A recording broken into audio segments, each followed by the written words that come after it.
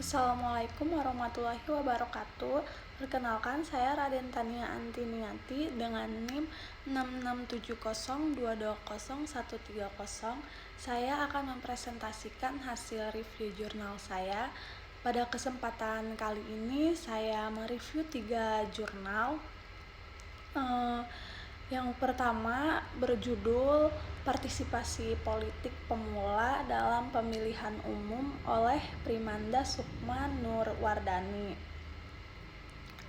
Pada jurnal yang berjudul Partisipasi Pemilih Pemula pada Pemilihan Umum membahas tentang tingkat partisipasi pemilih pemula yang merupakan pemilih yang baru pertama kali melakukan pemilihan umum, di mana partisipasi pemilih pemula ini merupakan sebuah bentuk implementasi dari demokrasi. Metode yang digunakan oleh penulis merupakan studi kepustakaan dengan cara mencari bahan penelitian dari buku-buku yang diserap teorinya. Penulis menjelaskan dari beberapa sudut pandang dengan metode kepustakaan mengenai partisipasi pemilihan pemula pada pemilihan umum.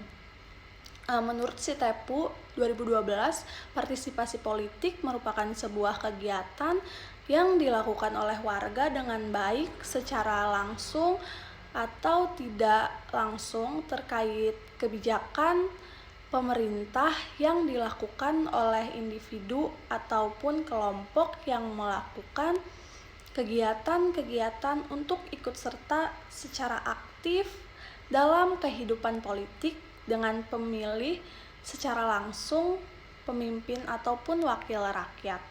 Sedangkan menurut Gevhard Dalam Afrizal 2012, pemilu merupakan sebuah sarana yang dijadikan perwujudan demokrasi dalam suatu negara. Penulis juga menyimpulkan bahwa partisipasi politik merupakan sebuah rangkaian kegiatan yang dilakukan oleh masyarakat sebagai perwujudan demokrasi di dalam sebuah pemilihan umum.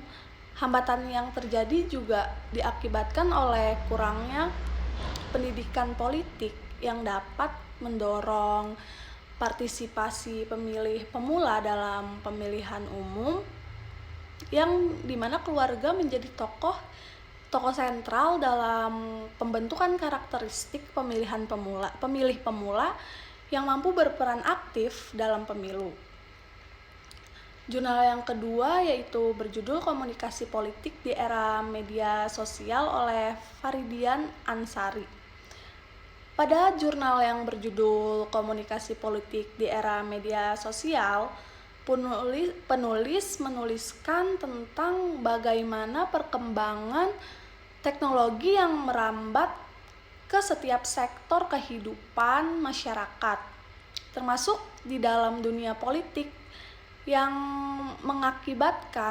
mengibaratkan media sosial seperti dua mata uang yang bagi aktor politik gitu. Pada tulisan ini penulis membahas tentang bagaimana peran sosial media terhadap aktor politik, tantangan hadirnya media sosial ini di ranah politik, dan peluang hadirnya sosial media di dunia politik. Selanjutnya penulis juga menuangkan bagaimana perkembangan teknologi yang menciptakan sosial media yang mampu hadir dan merambah ke setiap sendi kehidupan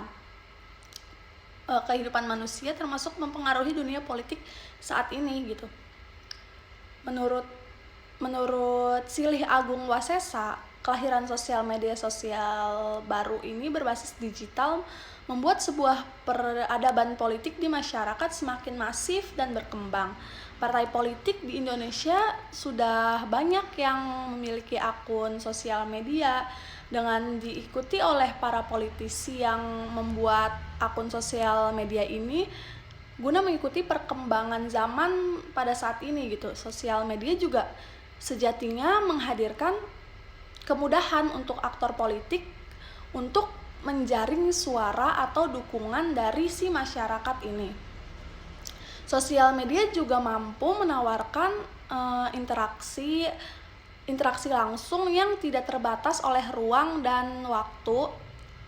Penggunanya sehingga aktor politik menggunakan sebagai alat interaksi langsung dengan para masyarakat. Metode yang digunakan oleh penulis merupakan studi kepustakaan.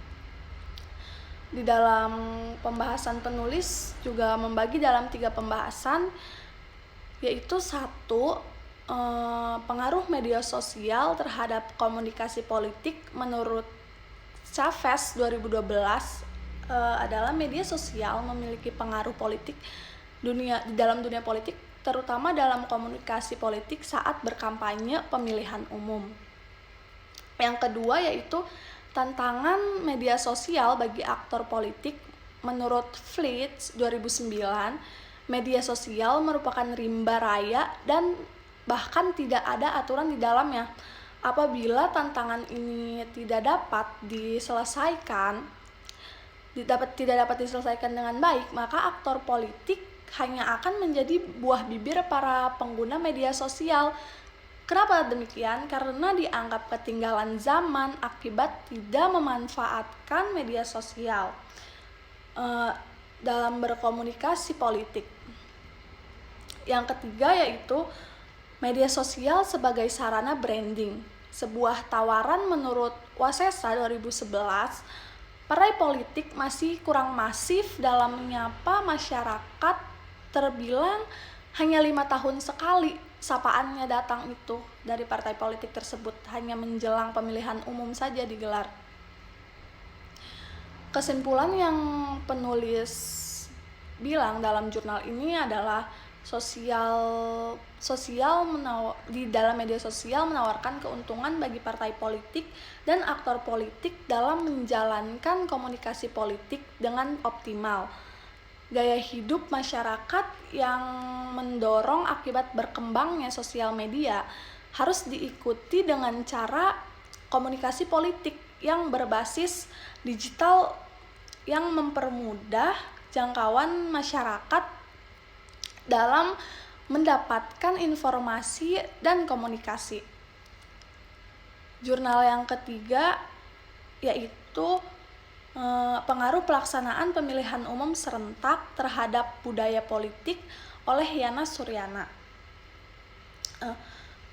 Dalam penelitian yang tertuang di jurnal yang berjudul Pengaruh Pelaksanaan Pemilihan Serentak Terhadap Budaya Politik, menitik beratkan pada permasalahan hukum yang berkaitan dengan budaya politik yang berkembang di masyarakat dengan selayaknya pemilihan umum serentak pada tahun 2019. Penelitian ini juga dilakukan untuk mengefektivitas pelaksanaan pemilihan umum serentak pada tahun 2019. Metode yang digunakan dalam penelitian ini adalah kuantitatif, yang dimana hasil penelitiannya didapatkan ketertarikan terhadap pemilu 2019 dengan angka partisipasi yang meningkat.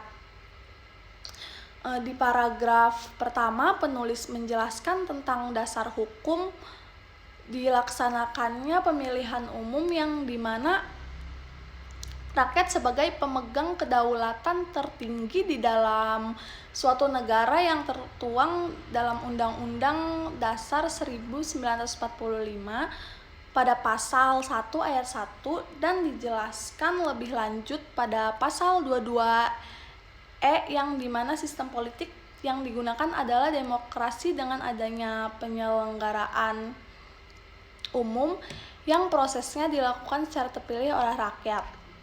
Pada kesimpulan, penulis memaparkan bagaimana pemilihan serentak dapat berpengaruh terhadap paradigma masyarakat terkait budaya politik, peningkatan partisipasi yang melahirkan budaya politik partisipatif yang melibatkan seluruh kelompok masyarakat tidak terkecuali kelompok rentan dalam demokrasi yaitu perempuan. Mungkin itu saja yang bisa saya sampaikan, kurang lebihnya mohon maaf. Wassalamualaikum warahmatullahi wabarakatuh.